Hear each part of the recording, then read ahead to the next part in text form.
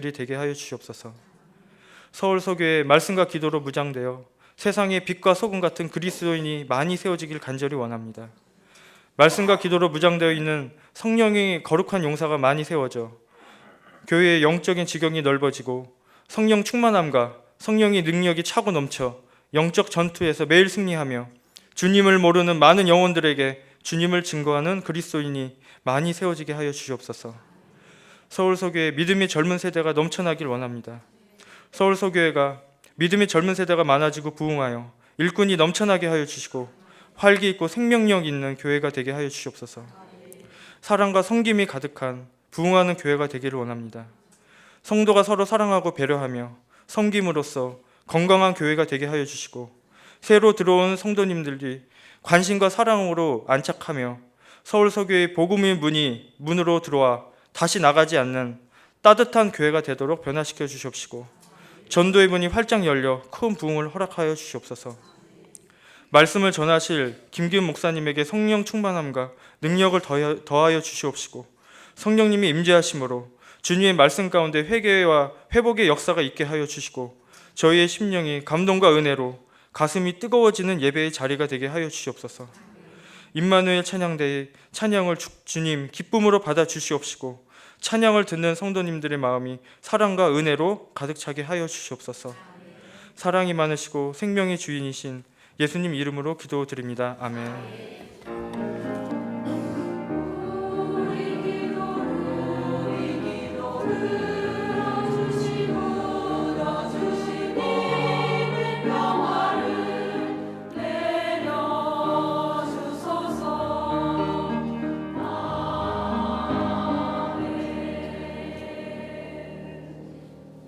하나님의 말씀은 신약 성경 로마서 6장 12절에서 19절까지 말씀입니다. 로마서 6장 12절에서 19절까지 말씀, 신약 성경 247쪽에 위치합니다. 로마서 6장 12에서 19절 한 절씩 교독하며 읽습니다. 그러므로 너희는 죄가 너희 죽을 몸을 지배하지 못하게 하여 몸의 사욕에 순종하지 말고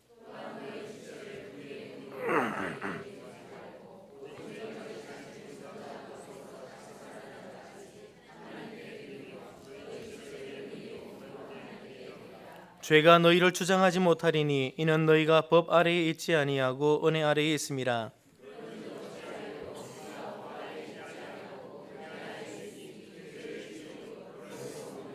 너희 자신을 종으로 내주어 누구에게 순종하든지 그 순종함을 받는 자의 종이 되는 줄을 너희가 알지 못하느냐. 혹은 죄의 종으로 사망에 이르고 혹은 순종의 종으로 의에 이르느니라.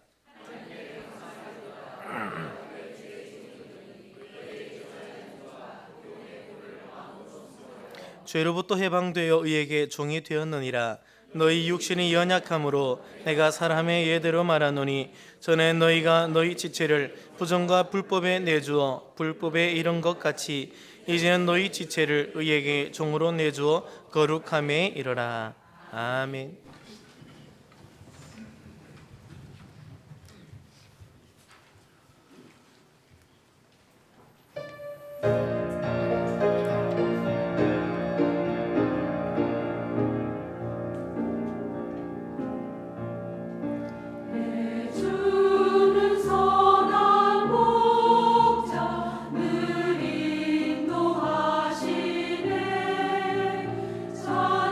잔잔하시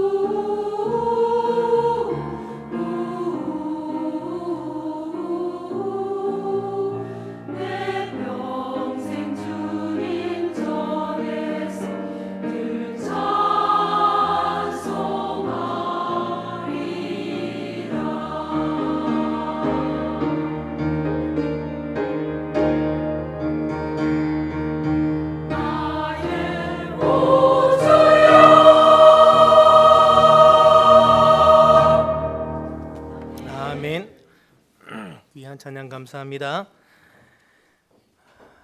여러분에게 먼저 질문 한번 던져보고자 합니다. 환경이 사람을 바꾸는 것일까요? 사람이 환경을 바꾸는 것일까요? 어떤 것이 옳다고 생각하십니까? 사람이 환경을 바꿉니까? 환경이 사람을 바꿉니까?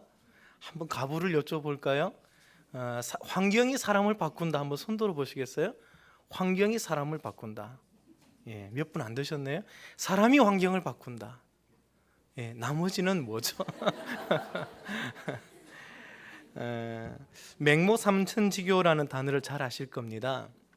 그 맹자의 어머니가 자녀 교육을 위해서 3번 이사했던 것을 얘기하는 것이죠.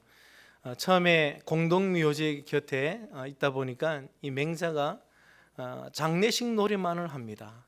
계속 하는 얘기가 사람 죽는 얘기, 또 장례식 얘기, 그런 놀이만 하다 보니까 엄마가 도저히 자녀 교육에 유익이 없어서 이사를 했는데 시장으로 이사를 했죠. 그 다음부터는 이 맹자가 하는 얘기마다 골라 하면서 이제 시장 얘기를 하는 것입니다.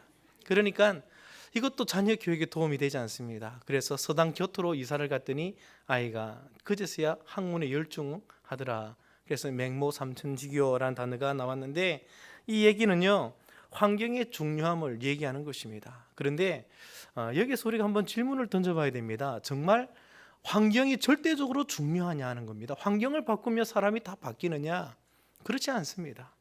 환경이 어떠하든지 간에 그 환경 속에서는 다양한 사람들이 살고 있습니다. 똑같은 환경에도 불구하고 수많은 사람들이 살고 있는 것이죠. 그래서 환경을 바꾼다고 사람이 바뀌느냐? 그런 사람도 있지만 그렇지 않은 사람도 있습니다. 여전히 환경에 따라 움직이는 사람이 있는가 하면 어떤 환경에 와도 변하지 아니하는 사람이 있습니다. 환경은 중요하지만 절대적인 것은 아닙니다. 그러나 여기서 우리가 한 가지 생각해야 될 것은 모든 사람을 뒤바꾸는 절대적인 영향력을 가지고 있는 한 존재에 대해서 우리는 알아야 되는 것입니다. 환경과는 비교할 수 없는, 돈과도 비교할 수 없는, 사실 돈은 이 세상에는 거의 신입니다. 돈은 주님도 말하기에 주인이라고 말할 정도로 이 세상에서는 거의 주와 같이 역사하는 아주 미묘한 물건입니다. 신처럼 역사하는 게 돈인데, 이 돈과도 비교할 수 없는, 그 어떤 것과도 절대적으로 비교할 수 없는 우리 인간의 삶 속에 절대적인 영향력을 미치는 한 존재가 무엇이냐면 죄입니다. 죄. 물론 안 좋은 쪽의 영향력이죠. 결국 죄로 말미암아 한 사람도 예외 없이 그 죄의 영향력 아래에서 비참해지고 불행해졌습니다. 레위기, 제가 성경 읽다가 레위기 13장부터 14장 걸쳐서, 물론 그 앞에서도 계속 비슷한 얘기가 나오고 있지만 이 13장부터 읽을 때에 상당히 많이 느껴지는 바가 있었습니다. 그 13장 14장 레위기 13장 14장의 내용은 다른 게 아닙니다. 그 이스라엘 진중에 사람들 속에 나병이 있을 때, 피부병이 있을 때 어떻게 할 거냐는 그런 피부병에 대한 조치에 대한 얘기입니다. 거기 보면 이렇게 되어 있습니다. 나병 환자로 의심되는 환자가 생길 때에 피부에 얼룩이 생긴다든지 어떤 부스름이 생긴다든지 뾰루지가 생긴다든지 이런 것이 있으면 적시로 이것이 딱 보일 때는 7일 동안 사람들에게서 격리를 시키라는 겁니다.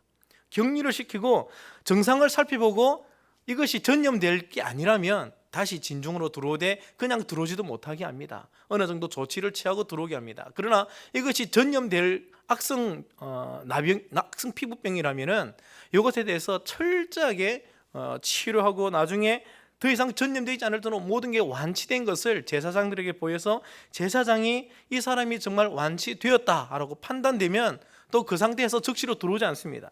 우선 진중에 다시 사람들과 어울려 살기 전에 완치되었다고 판단받아도 모든 몸에 있는 털을 다 밀고 몸을 깨끗하게 씻고 옷을 다 불태우고 없애고 아예 새로운 존재가 되어서 다시 7일 동안 격리한 가운데 있다가 들어오는 것입니다.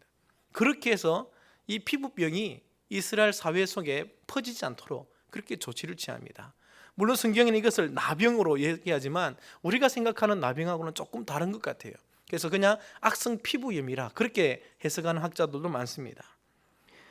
사람 몸에 이런 피부에 염증이 생긴 게 아니라 만약에 옷에 그런 증상이 보이면 어떻게 하느냐? 옷에도 얼룩이 보이면 이 옷을 적시로 버려야 됩니다. 그냥 버리는 게 아니라 불태워 버립니다. 진중해서 밖에 다 가지고 나가서 다 불태워서 없애버려야 됩니다. 조금이라도 남겨놨다가 이것이 퍼지면 곤란하기 때문이죠. 만약에 집에 있는 벽에 얼룩이 생기면 어떻게 하느냐? 벽에 얼룩이 생기면 그 얼룩 있는 돌을 다 빼서 집 밖에 갖다 버려야 됩니다. 그리고 그 주위에 모든 안쪽에 있는 사방의 벽을 긁어가지고 그 흙을 다 모아서 집 밖에 갖다 버리는 것입니다. 그랬는데도 불구하고 얼룩이 또 생기면 그때는 가차없이 그 집 자체를 다 허물어 버립니다. 모든 재료와 모든 그 흙까지 다 파내어 가지고 집 밖에 갖다 버리고 없애버립니다. 아예 그것을 격려하는 것이죠. 왜 이렇게 레위기 그 중요한 부분에 하나님 앞에 순결하고 죄에 대해서 철저하게 구별해야 될 이스라엘 백성들을 얘기하면서 2장에 걸쳐 지루할 정도로 너무나 자세하고 상세하게 이것을 얘기하고 있을까? 제가 성경을 읽다가 느낀 것이 이것이야말로 죄를 잘 보여주는 습성이구나 하는 것을 알게 되었습니다. 이스라엘 중에 그 전염병이 퍼지면 막을 길이 없습니다. 조금이라도 증상이 있으면 그 적시로 그것을 격리시켜야 되는 것이지, 이걸 조금이라도 미진했다가는 그냥 이것이 퍼지기 시작할 때는 막을 수가 없다는 거죠. 이것이 죄를 보여주는 참 좋은 예와 예시가 될 수 있다는 겁니다. 성경은 이걸 통해서 우리 속에 만연해가는 그 죄악에 대하여 눈을 떠라고 말하고 있는 것입니다. 성경을 읽어보십시오. 얼마나 많은 부분 속에서 죄를 얘기하고 있습니까? 죄. 그 죄로 인해서 한 사람도 예외 없이 모두 비참해졌습니다. 절망 가운데 빠졌습니다. 오늘도 목사님께서 오전 중에 말씀하셨지만 절망 속에서 사람은 헤어날 수가 없습니다. 하나님의 진노 아래서 그 누구도 벗어나지 못하게 되었습니다. 그 원인이 무엇 때문이라고요? 죄 때문입니다. 죄. 그만큼 죄는 우리의 삶에 절대적인 불행의 씨앗이 되어버렸습니다. 이 죄가 해결되지 않는 이상 우리의 삶에는 어떤 희망도 있을 수가 없는 것입니다. 처음에 설교를 제가 준비하면서 죄를 어떻게 이해해야 우리가 죄에 대해서 잘 알 수 있을까? 그 죄의 짐을 어떻게 이해해야 될까? 그러다가 그냥 떠오른 것이 있다면 1조 원 빚을 졌다면 좀 비슷해질라나 그런 생각을 했습니다. 1조 원의 빚을 개인이 지면 연간 5%의 이자를 계산해서 한 달에 이자가 얼마 되는 줄 아십니까? 원금은 다 빼고 한 달에 갚아야 될 이자만 40억이 넘습니다. 40억이. 여러분 한 달 동안 열심히 일해서 매달 이자로 40억을 갚을 길이 있습니까? 없으면 아예 감당 못하겠죠. 죄가 거의 그런 것입니다. 우리가 감당할 수 없는 수준이 죄인 것입니다. 그래서 죄를 가벼이 여기는 것 자체가 이거는 상당히 비복음적입니다. 그래서 성경은 제일 먼저 무지한 우리에게 와서 경고하고 가르치는 것이 죄는 절대로 가벼이 여길 수 있는 게 아니라는 겁니다. 네가 죄인이라는 사실에 눈을 떠라는 것입니다. 너의 힘으로는 절대 죄를 갚을 수 없다. 이 사실을 인정하라는 것입니다. 이거를 무시하니까 안 된다는 것이죠. 다른 종교에 가면 죄에 대하여 그렇게 대수롭지 않게 여깁니다. 얼마나 대수롭지 않게 여기냐면은 마치 꼭 1천만 원 정도 빚진 것처럼 얘기하죠. 사실 1천만 원도 감당하지 못하는 사람도 이 중에는 많을 것입니다. 그러나 일반적으로 대충 우리나라의 경제 수준을 볼 때 1천만 원 그러면 한 1년 동안 뼈빠지게 일하면 어느 정도 갚을 수는 있습니다. 먹는 거 안 먹고 즐길 거 안 즐기고 아끼고 또 뼈빠지게 일하고 이러면 한 1년에 한 1천만 원 정도 갚을 수 있는 그런 힘들이 우리에게 있습니다. 이 세상의 대부분의 모든 종교들이 죄를 그런 취급하고 있습니다. 산에 들어가서 머리 깎고 명상하면 죄가 치유된다는 것입니다. 그 정도로 죄를 이해하고 있습니다. 아니면 정말 자기의 삶에서 지금 철저하게 그냥 선을 행하고 적극적으로 선을 행하면 이 죄악이 묻어진다고 얘기합니다. 죄가 그렇게 해서 사라질 것 같으면 이미 예전에 누군가에 의해서 죄는 없어졌을 것입니다. 그러나 세상이 어쨌든 간에 시대가 10번이나 바뀌어도 여전히 바뀌지 않는 것은 죄의 영향력입니다. 사람은 그때나 지금이나 여전히 아담 이후로 지금까지 한 명도 죄에서 극복한 사례가 없습니다. 죄를 이긴 사례가 없습니다. 죄를 이길 수가 없습니다. 그래서 오늘 이 로마서도 거기에 대해서 계속적으로 말씀하고 있습니다. 죄가 얼마나 무서운가. 5장 12절 보면 그러므로 한 사람으로 말미암아 죄가 세상에 들어오고 죄로 말미암아 사망이 들어왔나니 이와 같이 모든 사람이 죄를 지었으므로 사망이 모든 사람에게 이르렀느니라. 결국 죄 때문에 모든 사람이 어떻게 됐다는 겁니까? 사망에 이르게 되었다는 것입니다. 여기에서 벗어날 수 있는 경우는 한 경우도 없습니다. 자, 오늘 본문을 한번 보십시오. 죄가 얼마나 무서운지에 대해서 오늘 본문도 계속 얘기하고 있습니다. 12절 보면 그러므로 너희는 죄가 너희 죽을 몸을 지배하지 못하게 하여 몸의 사욕에 순종하지 말고 라고 되어 있습니다. 죄가 몸을 지배하지 못하게 하다라는 단어를 썼는데, 죄가 몸을 어떻게 하는 성향이 있다는 겁니까? 지배하려는 성향이 있다는 겁니다. 여기서 지배한다라는 단어가요, 옛날 우리 개역 한글에는 왕노릇한다라는 단어로 그렇게 되어 있습니다. 이것이 죄를 보여주는 하나의 단어이죠. 죄는 뭐 하려고 한다는 겁니까? 지배하려고 하고 왕노릇하려는 것입니다. 그러니까 대충 우리의 삶의 어느 정도 수준에서 머무를 게 아니죠. 그죠? 조금이라도 죄의 성향이 우리 안에 들어오면 이 죄는 뭐 하겠다는 겁니까? 우리를 잡아먹으려고 하는 것입니다. 이 죄가 우리를 지배하려고 하는 것이죠. 우리 위에서 왕노릇하려고 하는 것입니다. 다스리고 하려고 한다는 것입니다. 14절을 보시기 바랍니다. 죄가 너희를 어떻게 하지 못한다 했습니까? 주장하지 못한다 했습니다. 그렇다면 죄의 성향은 어떤 것입니까? 죄가 우리를 어떻게 하겠다는 겁니까? 주장하려고 한다는 것입니다. 여기서 주장한다는 단어는 이것에서 파생된 단어가 제자들이 예수님을 향해서 주님이라고 말하는 퀴리오스라는 단어가 여기에서 파생됐습니다. 그러니까 주장한다는 말을 좀 쉽게 이해하면 주인 되려 한다는 것입니다. 주가 되려 한다는 거죠. 이게 죄가 우리 위해서 뭐가 되려고 한다는 겁니까? 우리의 주가 되려고 하는 것입니다. 반대로 뒤집어 놓으면 우리는 죄의 뭐가 되는 것이죠? 종이 되는 것입니다. 죄는 반드시 우리를 종으로 삼아버리려고 작정하고 우리에게 들어오는 것이죠. 죄가 정말 요만큼만 들어왔는데도 결국 어떻게 된다는 겁니까? 그 죄는 우리를 장악하고 지배하고 우리를 완전히 억눌려서 우리 위에서 군림하는 왕이 되고 주가 되는 것입니다. 그러니까 우리가 생각할 때 그냥 아주 쉽게 넘길 수 있는 아주 작은 죄, 그 죄를 엄중하게 처벌할 필요가 있느냐? 그 정도는 우리 누구나 다 짓는 죄가 아니냐? 마음속에 있는 그 정도 생각에 우리가 넘어지는 것도 우리가 이렇게 심각하게 대해야 되느냐? 우리는 그렇게 생각하지 않습니다. 그래서 죄도 어느 정도 우리는 해결할 수 있다고 생각하죠. 그 정도는 죄는 또 묻어버려도 괜찮다고 생각합니다. 그게 우리 인생을 심각하게 파멸할 거라고 생각하지 않죠. 어떤 친구에게 하나 그냥 속인 것이 됐는데 이 속인 것으로 영원히 저주 속에 빠진다는 것은 우리가 상상도 못한 일입니다.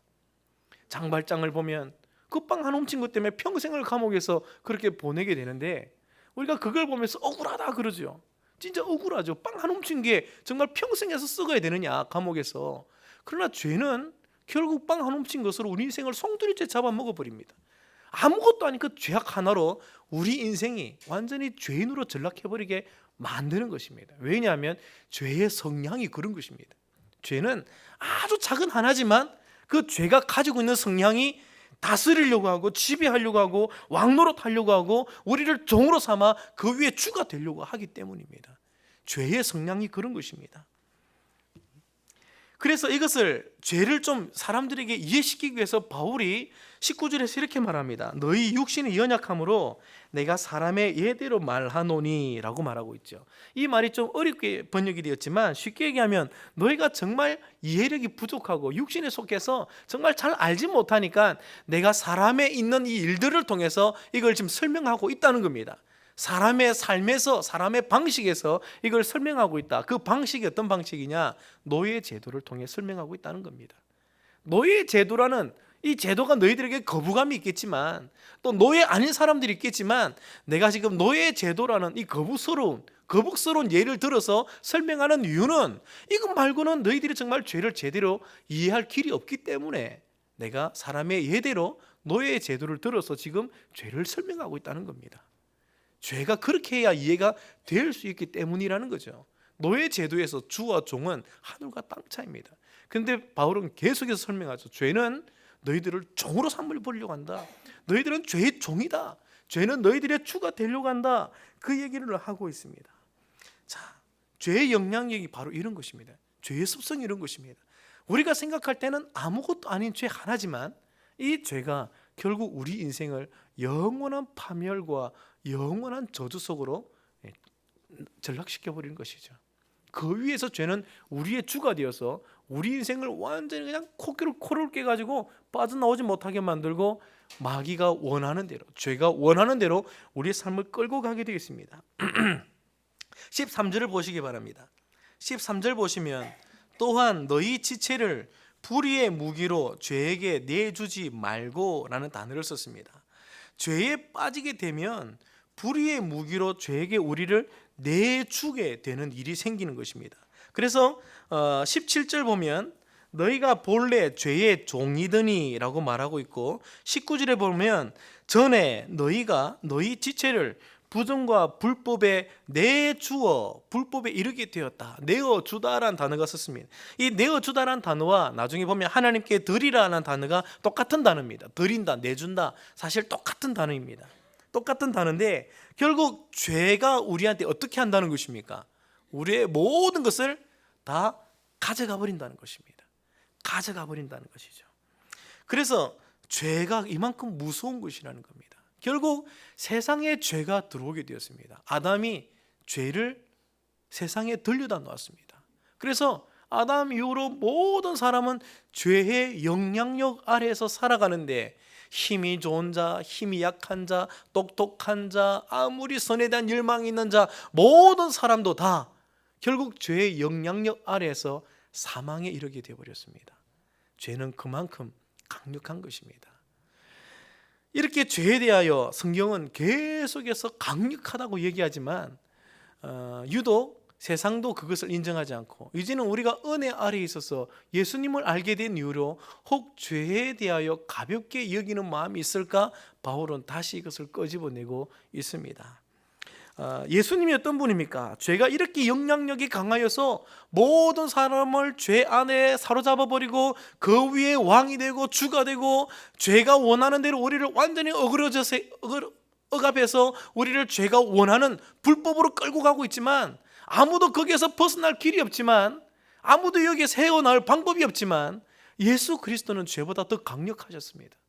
이 세상 그 무엇도 죄의 고리를 끊을 수가 없었는데 끊을 수도 없고 죄의 영향력에서 우리를 건져낼 수가 없었는데 로마서에서 바울이 얘기하는 것은 누가 그 일을 하셨다는 겁니까? 예수님이 그 일을 하셨다는 것입니다. 그래서 복음이 더욱더 강력해서 예수 그리스도가 우리를 그 죄의 영향력에서 해방시켰다는 것입니다. 이것이 바울의 감격인 것입니다. 그 누구도 하지 못한 일을 예수님이 하셨다는 것입니다. 5장 17절 말씀을 한번 보시기 바랍니다. 한 사람의 범죄로 말미암아 사망이 그 한 사람을 통하여 왕노릇하였은즉 더욱 은혜와 의의 선물을 넘치게 받은 자들은 한 분 예수 그리스도를 통하여 생명 안에서 왕노릇하리로다. 한 범죄로 많은 사람이 정죄에 이른 것 같이 한 의로운 행위로 말미암아 많은 사람이 의롭다 하심을 받아 생명에 이르렀느니라. 한 사람이 순종하지 아니함으로 많은 사람이 죄인 된 것 같이 한 사람이 순종하심으로 많은 사람이 의인이 되리라. 율법이 들어온 곳에 범죄가 더하게 하려 함이라. 그러나 죄가 더한 곳에 은혜가 더욱 넘쳤나니 죄가 사망 안에서 왕노릇한 것 같이 은혜도 또한 의로운 말미암아 왕노릇하여 우리 주 예수 그리스도로 말미암아 영생에 이르게 하려 함이라. 죄보다 더 강력한 게 나왔습니다. 그게 뭐죠? 예수 그리스도의 은혜인 것입니다. 그분의 그 은혜 안에서 우리는 죄에서 해방될 수 있게 된 것입니다. 이것이 복음인 것입니다. 복음 외에는 이런 일이 있을 수가 없는 것입니다. 그래서 14절 본문 14절을 보시기 바랍니다. 죄가 어떻게 하지 못한다고요? 이제 예수 그리스도 안에 있는 우리에게는 죄가 너희를 주장하지 못한다 했습니다. 왜요? 이제 우리는 죄의 법 아래 있는 게 아니라 은혜의 법 아래 있기 때문에 죄가 우리를 주장하지 못한다 그랬습니다. 더 이상 죄가 우리를 얽어맬 수 없고 우리에게 왕노릇할 수 없고 우리 위에 주가 될 수가 없는 것입니다. 우리는 입으로 예수님을 주라 고백한 순간 예수님의 강력한 은혜의 법이 우리를 붙들고 있고 성령이 내 안에서 역사하고 있기 때문에 죄가 우리를 결코 영향력을 행사할 수 없는 것입니다. 우리를 종로 메울 수도 없고 우리 위해서 사망으로 역사할 수도 없고 우리 위해서 왕이 될 수도 없고 주가 될 수도 없는 것입니다. 죄가 우리를 주장할 수 없는 것입니다. 앞에서 제가 이 주장이나 단어를 설명해 보면 죄가 우리 위에서 주가 될 수가 없는 것입니다. 더 이상 죄는 우리에게서 어떤 권세도 행사할 수 없게 된 것입니다. 우리는 죄에서 완전한 자유를 얻게 된 것입니다. 사망에 이르지 않습니다. 죄가 아무리 우리를 공격해와도 우리가 죄에 나를 들이지 않는 이상 우리는 사망에 빠지지 않습니다. 우리가 주님을 주로 모시고 있는 순간 항상 우리의 주는 주님이 되십니다. 그러므로 우리는 은혜 아래서 영원한 생명 속에 거할 수 있는 것입니다. 죄가 더 이상 우리를 불행에 만들지 못한다는 것입니다. 불행으로 빠뜨릴 수가 없는 것입니다. 이것이 우리의 간증이고 이것이 우리의 자랑이고 이것이 우리의 노래여야 하는 것이고 항상 노래할 제목인 줄 믿습니다. 우리는 18절에 보면 죄로부터 해방되어서 의의 종이 되었다라고 말합니다. 자, 그런데 이런 놀라운 은혜 아래서 우리에게 하나 우려스러운 일이 있게 되기 때문에 바울은 다시 죄에 대해서 말하지 아니할 수가 없는 것이죠. 그것은 오늘 본문에도 나와 있는데 15절을 보시기 바랍니다. 그런즉 어찌하리요? 우리가 법 아래에 있지 아니하고 은혜 아래에 있으니 어떻게 한다고요? 죄를 지으리요? 그럴 수 없다. 이 질문이 지금 왜 나오는 것입니까? 사실 이 질문은 여기에서 처음 나온 질문이 아닙니다. 바울이 끄집어내는 질문은 이전에도 있었습니다. 1절에도 한번 보시기 바랍니다. 1절도 6장 1절을 보시면 그런즉 우리가 무슨 말을 하리요? 은혜를 더하게 하려고 죄에 거하겠느냐?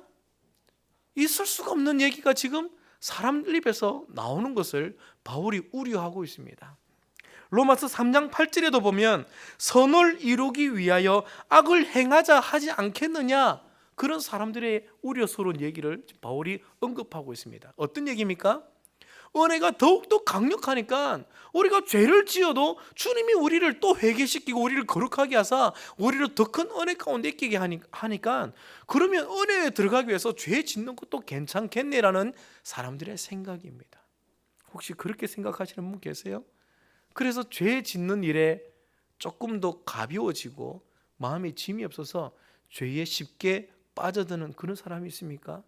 죄에 빠지는데도 불구하고 좀 있으면 회개하면 되니까 말씀 듣고 회개하면 또 주님이 은혜 주실 걸 또 믿고 죄 가운데 빠져드는 것에 대하여 그렇게 심각하게 여기지 않는 것, 이것이 바울이 우려하는 바입니다.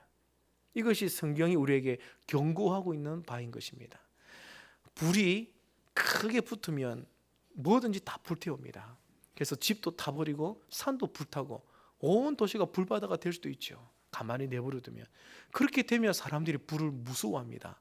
야, 불이란 것이 진짜 무섭구나. 불이란 것이 다 태워버리구나. 불이 지나가고 난 뒤에 남은 것은 하나도 없구나. 그래서 불을 무서워하죠.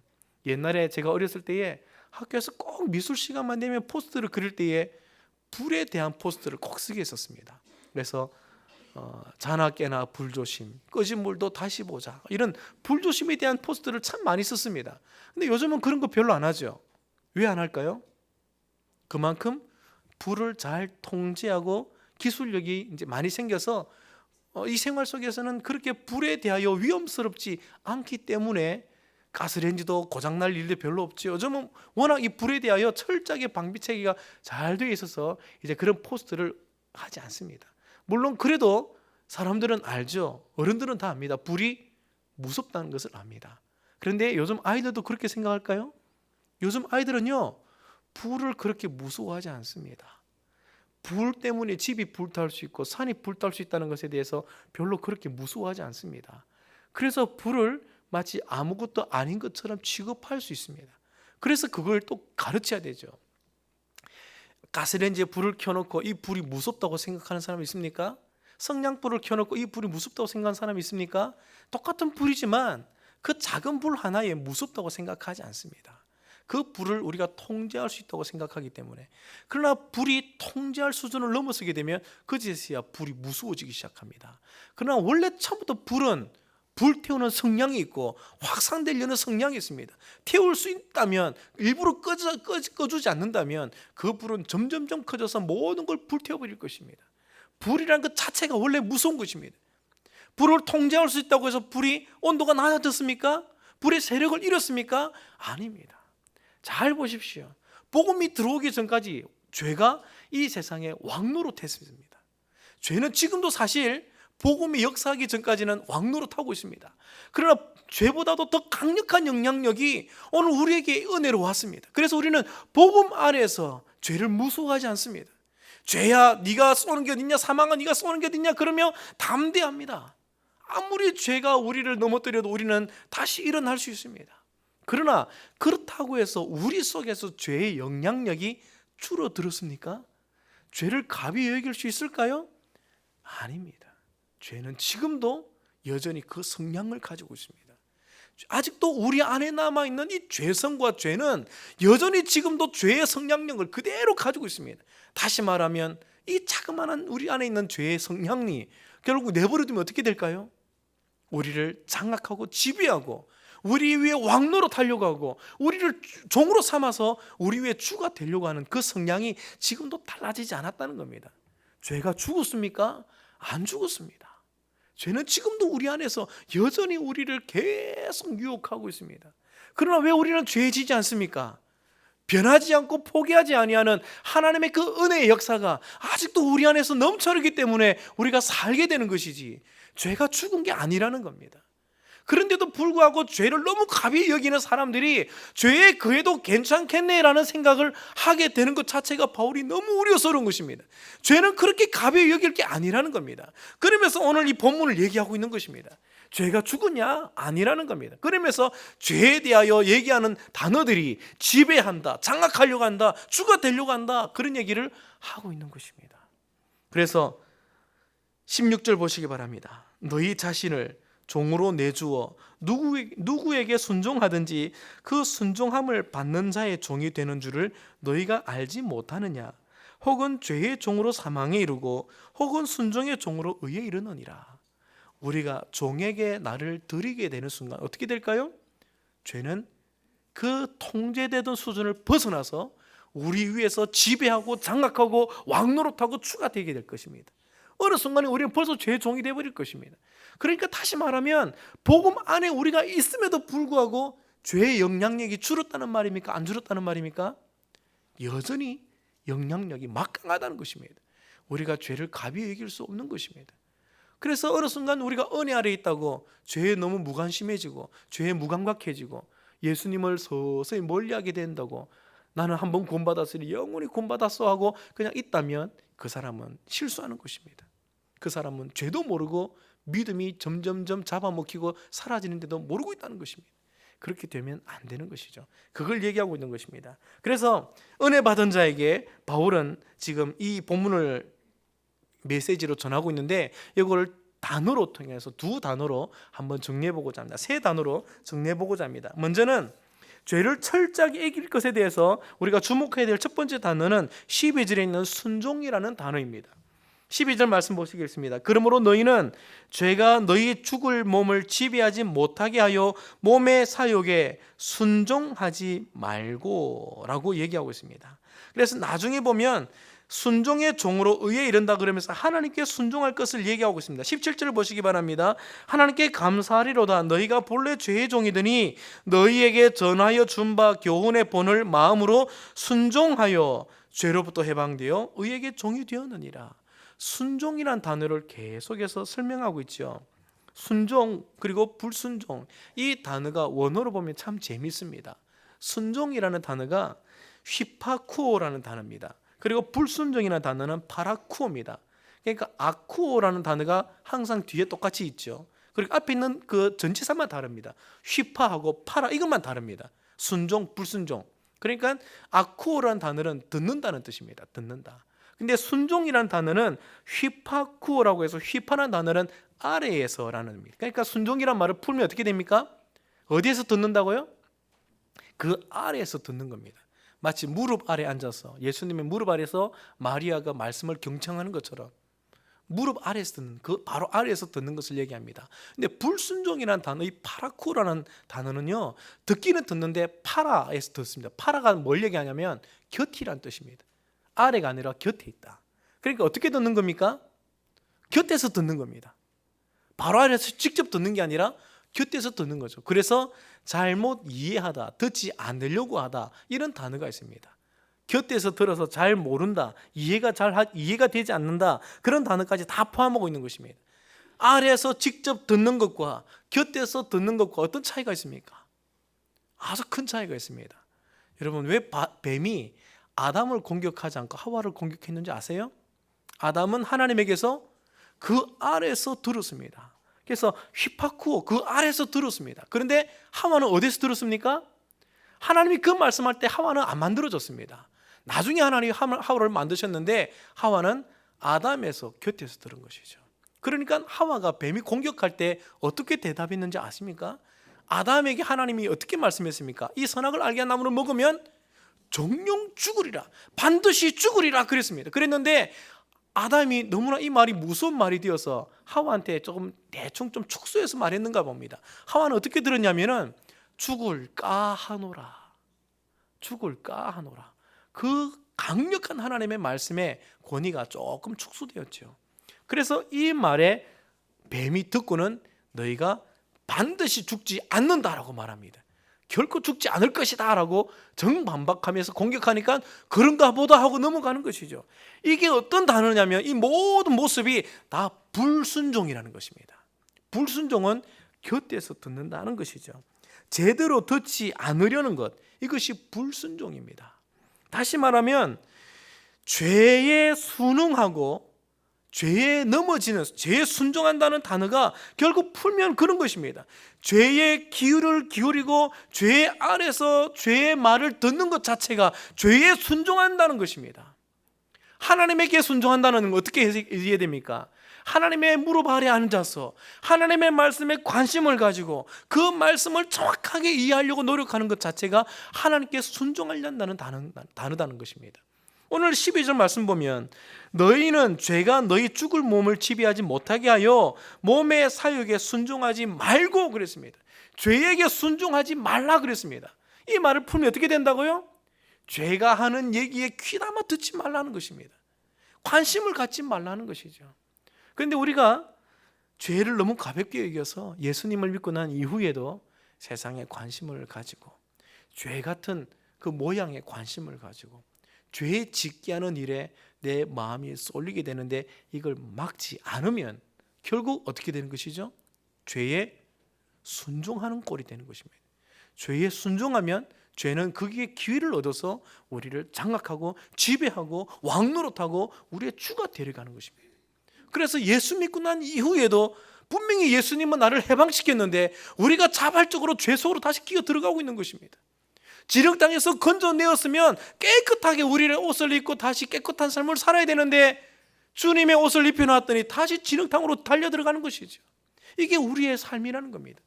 바울이 이게 대해서 너무나 심각하게 얘기하고 있는 것입니다. 죄에 순종하지 말라는 것입니다.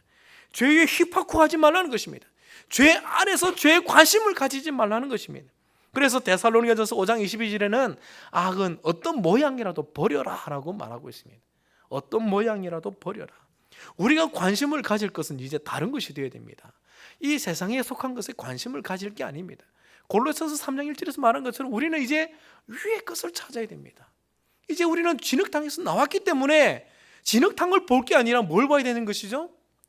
더 새로운 것을 보고 더 놀라운 것을 보고 더 가치 있는 것에 우리의 눈이 열려져야 되는 것입니다.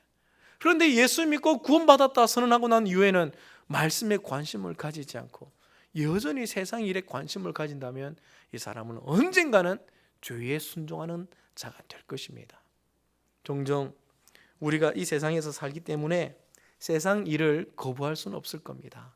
세상에서 완전히 떠나서 산속에서 살 수는 없습니다. 주님도 우리가 세상 속에 있기를 원합니다. 그러다 보니까 어쩔 수 없이 우리가 세상 일에 관심을 가질 수밖에 없는데 성경 얘기할 때는 전부 다 입을 가만히 다물고 있다가 갑자기 정치 이야기가 그러면 막 눈에 불을 켜고 막 관심을 표현하면서 자기의 전문적인 지식을 끄집어내시는 분이 종종 계십니다. 정치 얘기만 하면 막 나옵니다. 과거 이야기도 나오고 온갖 이야기, 남들이 모르는 새로운 이야기를 끄집어내려고 합니다. 그런데 성경 이야기하면 다시 입이 다물어집니다. 관심도 별로 없었고 성경도 잘 읽지 않았고 잘 모르기 때문에 하나님이 내게 행하신 놀라운 일, 그러면 그런 것도 있었는가 싶기도 합니다. 예수님이 날 위해 뭘 하셨는가? 십자가 못 박히긴 못 박히셨는데 왜 그랬을까? 그런 생각을 합니다. 잘 모르는 것이죠. 그래놓고도 믿음이 있다고 말하는 것은 이거는 상당한 자망심이죠. 교만입니다. 우리의 관심은 이제 그런 데 둬서는 안 됩니다. 하나님의 말씀에 귀를 기울여야 되는 것이죠. 사도행전 17장 11절에 보면 베레아에 있는 사람들은 데살로니가 있는 사람들보다 더 너그러워서 간절한 마음으로 말씀을 받고 이것이 그러한가요? 날마다 성경을 상고함으로 그 뒤에 결과가 어떻게 된 줄 아십니까? 그 중에 믿는 사람이 많고 했습니다. 하나님의 말씀을 귀담아 들으시고 하나님의 말씀에 관심을 두면 어떻게 되냐면 내 안에서 순종하려는 것이 가득해집니다. 하나님께 순종하게 되는 것이죠. 마리아가 어떻게 해서 하나님 앞에 헌신합니까? 마르다는 여전히 예수님이 방문할 때마다 부엌에서 일한다고 바쁘지만 마리아는 그 발 아래에서 말씀을 들은 결과 예수님이 십자가 지기 엿새 전에 유월절 때 마음이 울적하셨는지 방문했을 때 남들은 다 여전히 또 잔치한다고 즐긴다고 바쁘지만 마리아는 눈물을 흘리며 그 예수님의 장례를 향유롭게 드려서 준비해 나갑니다. 그 누구도 알지 못한 주님의 마음을 마리아는 알고 있는 것이죠. 믿음이 자라고 있습니다.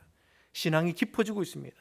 말씀을 힘이 기울여 들었을 때에 믿음이 자라고 순종해지고 하나님의 사람으로 바뀌어지고 주님의 역사 아래에 있게 되는 것이죠. 두 번째 우리가 주목할 단어는 드린다는 단어입니다. 내준다, 드린다는 단어입니다. 이 단어가 죄에게 해당될 때는 너희의 지체를 죄에게 내주지 말고 했습니다. 죄에게 우리를 내드린다, 내준다, 드린다는 단어는 다르게 표현하면 처분에 맡긴다는 겁니다. 내 인생을, 내 몸을 죄의 처분에 알아서 맡긴다는 것입니다. 알아서 맡긴다, 처분에 맡긴다. 내 스스로 내가 뭔가 하려고 하는 게 아니라 그의 처분에 나를 맡긴다. 이 단어가 내준다, 드린다는 단어입니다. 그래서 죄가 나를 알아서 하도록 내게 나를 그냥 처분에 맡겨버리면 죄가 우리를 어떻게 하겠습니까? 13절 보면 너희 지체를 불의의 무기로 죄에게 내주지 말라. 죄에게 우리를 맡겨버리면 죄가 나를 알아서 하도록 죄에게 처분을 맡겨버리면 죄는 반드시 우리를 불의의 무기로 만들어버립니다. 16절에 보면 죄의 종이 되어서 사망에 이르게 됩니다. 19절 보면 너희 지체를 부정과 불법에 내어주어 불법에 이르게 한다는 겁니다. 죄에게 맡기면 틀림없습니다. 죄에게 나를 맡기는 순간 죄는 반드시 우리를 불법으로 내모읍니다. 사망으로 내몰게 되어 있습니다. 반드시 그렇게 하는 것입니다. 그러므로 예수 믿고 난 이후에도 주님이 우리의 주가 되시고 여전히 우리는 주님의 법 아래에 있겠지만 우리가 죄에게 나의 처분을 맡기는 순간 우리는 다시 죄의 종으로 전락해 나가는 것이죠.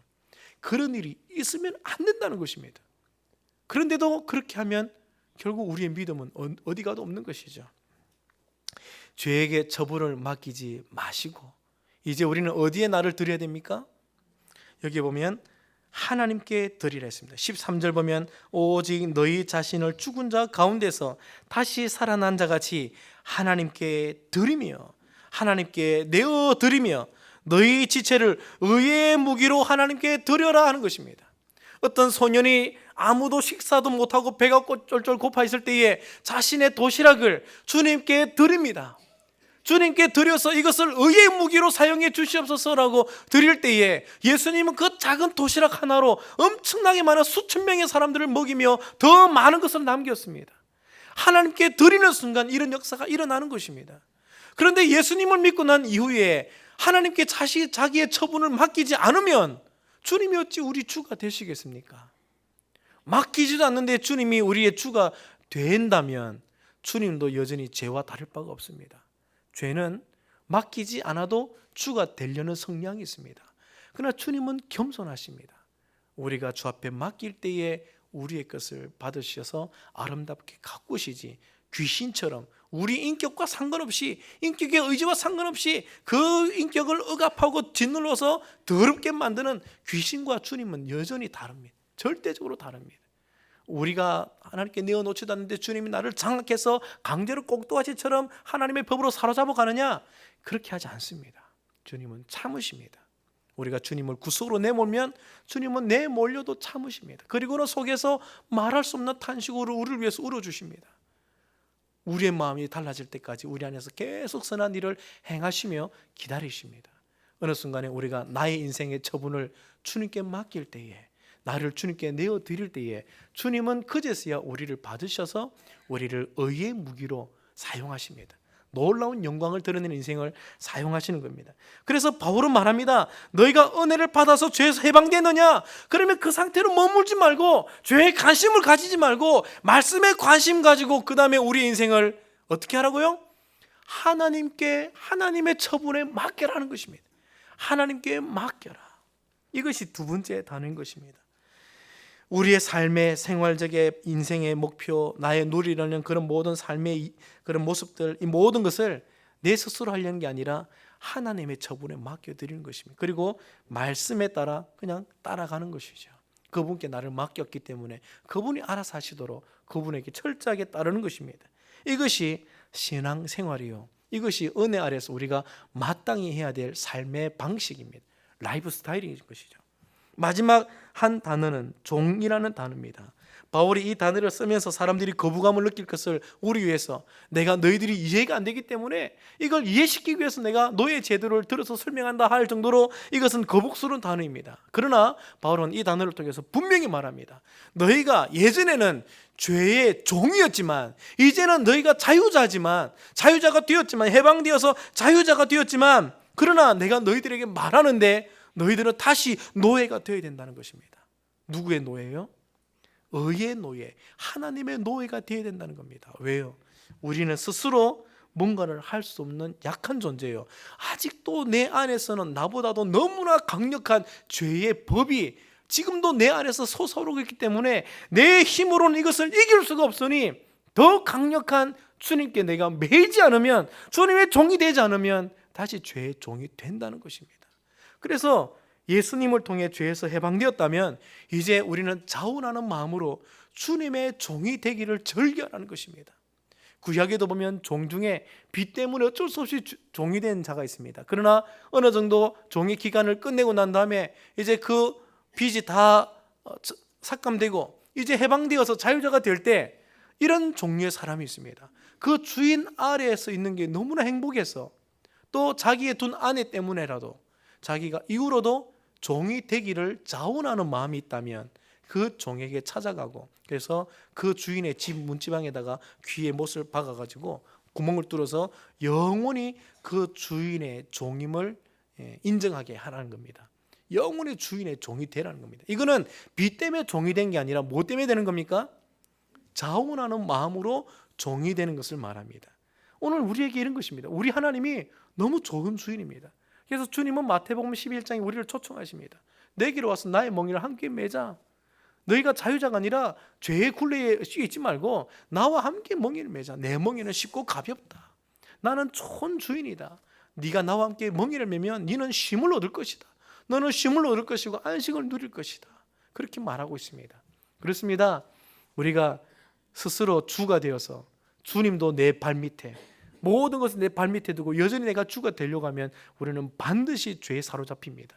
죄를 이겨낼 수가 없습니다.